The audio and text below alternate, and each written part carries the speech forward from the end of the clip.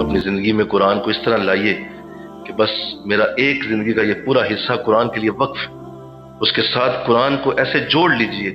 خدا را وقت کم ہے، سوچئے کون سا وقت آپ کی زندگی کا ایسا ہو کہ وہ قرآن کے ساتھ جڑ جائے۔ کوئی ایسی ضرور اپنے لیے خدمت اٹھائیے جو قرآن والی ہو، دیکھ لیجئے، اس کو سوچئے۔ کئی زاویے اللہ نے رکھے ہیں قرآن کی خدمتوں میں، بس وہ اصل خدمت ہے۔ میرے حضرت اللہ تعالی رحمت ہے ہمارے شیخ اور مرشد پہ نازل فرمائی، آپ کی خدمت میں حاضر تھا تو میں نے ایک سوال کیا، میں نے کہا حضور یہ بتا دیجئے کہ دین کی خدمت کا جذبہ تو آپ نے ڈال ہی دیا اندر، تو حضور آپ بتا دیجئے کہ کون سے شعبے میں اللہ زیادہ دین کی خدمت پسند کرتا ہے؟ کیا مسجد بنانی چاہیے؟ کیا مدرسہ بنانا چاہیے؟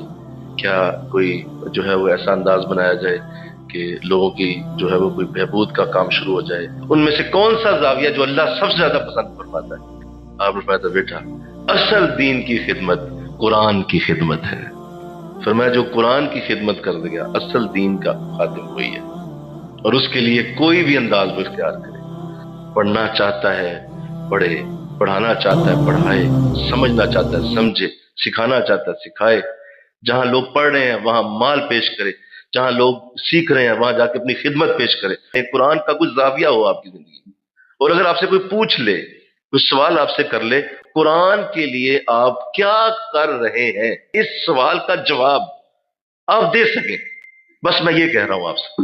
پڑھنا اور چیز ہے، وہ سارے پڑھ رہے ہیں، کر کیا رہے ہیں قرآن کے لیے؟ کیا ہے آپ کی زندگی میں قرآن؟ بارہا یہ بات عرض کر چکا ہوں، یہ ساری چیزیں جو آپ کر رہے ہیں زندگی میں، نماز روزہ حج زکوٰۃ جمعے وظائف تسبیح درود جو آپ کر رہے ہیں، یہ آپ کا معاملہ آپ کے نامہ اعمال تک رہے گا، اللہ اس میں لکھ دے گا، اور اس میں سب کو شامل کر دیا جائے گا۔ نمازیں لکھ دی جائیں گی، روزے لکھ دیے جائیں گے، تسبیحیں لکھ دی جائیں گی، نیکیاں لکھ دی جائیں گی، جو جو آپ نے کیا آپ کے نامہ اعمال میں لکھ دیا جائے گا، اور اللہ حشر کے دن وہ نامہ اعمال آپ کے سامنے رکھ دے گا۔ لیکن قرآن کا حساب اس کے اندر نہیں لکھا ہوگا، آپ حیران ہو جائیں گے، آپ کہیں گے جس میں نامہ اعمال میں قرآن کہاں پہ ہے؟ آ جائے گا جس کے تعلق ہی نہیں ہے، وہ تو وہ سامنے موجود ہے، وہ خود اپنا حساب لے گا آپ سے۔ وہ چھوٹی نعمت نہیں تھی کہ اس کو یہاں لکھ دیتے ہیں ہم، وہ اللہ کا کلام ہے، اور قرآن خود اپنا حساب لوگوں سے لیتا ہے۔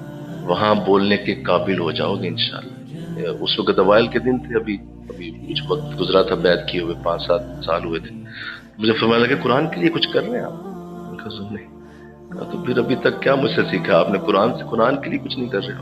یہ جملہ کہہ کے بول کے چلے گئے، وہ آج تک اس ایک جملے کا نور ہی نہیں ختم ہو رہا۔ اب اس پریکٹیکل جملے کی طرف آئیں۔ تھیوری سارے پڑھ رہے ہیں، سجدے بھی ہو رہی ہیں، سب کچھ ہو رہا ہے، دنیا کر رہی ہے، لیکن پریکٹیکل چیز کے اوپر آئیے۔